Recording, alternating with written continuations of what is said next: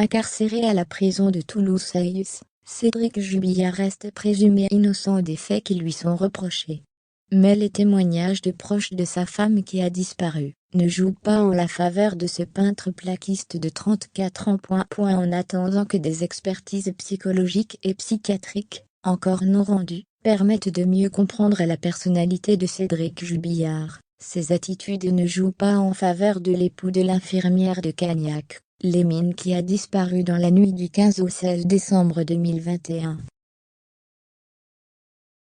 La Dépêche rapporte les propos troublants voire inquiétants du peintre plaquiste de 34 ans auprès d'une amie de la maman de Louis et Elia. Des paroles qui ne font pas de Cédric Jubillard, actuellement incarcéré pour homicide par conjoint, un tueur en puissance, rappellent ses avocats, mais qui alimentent son comportement inadapté à la situation que souligne l'accusation.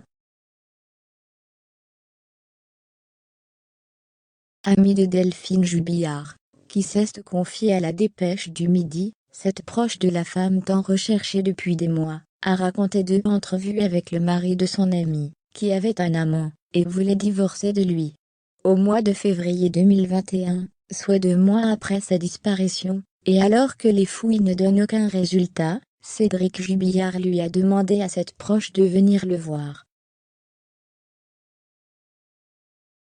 Elle se dit que cette rencontre a sûrement un lien avec le fait que plusieurs de ses amis, très touchés par l'affaire, ont décidé de se constituer partie civile. Je suis arrivée dans la maison, et il m'a tout de suite demandé que je lui remette mon téléphone portable, pour éviter d'hypothétiques enregistrements, raconte Sandra. Il a voulu que j'enlève mes chaussures et m'a tendu les chaussons roses de Delphine en me disant « Tiens, tu peux mettre ceux de ta copine », avec un léger sourire. C'était très étrange. Je ne me sentais pas très à l'aise. Il m'a montré ses travaux de peinture, et m'a guidé vers le sous-sol, plongé dans l'obscurité. J'étais derrière lui en train de descendre l'escalier en colimaçon.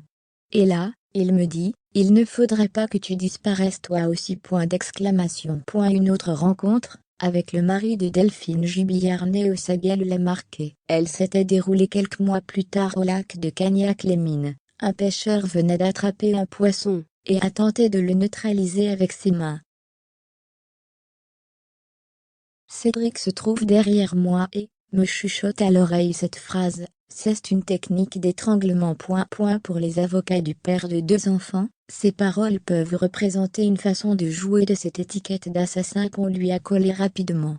C'est sa façon à lui de se défendre, estime son entourage. Aucune preuve concrète ne sont pour le moment sorties de l'enquête, estime sa défense qui s'insurge contre son maintien en détention, et a fait une 5e demande de mise en liberté. Des analyses, de traces dans une voiture, et de la couette du couple, en plus des fouilles par drone suréquipé, pourraient apporter, au printemps, des éléments concrets dans cette enquête complexe.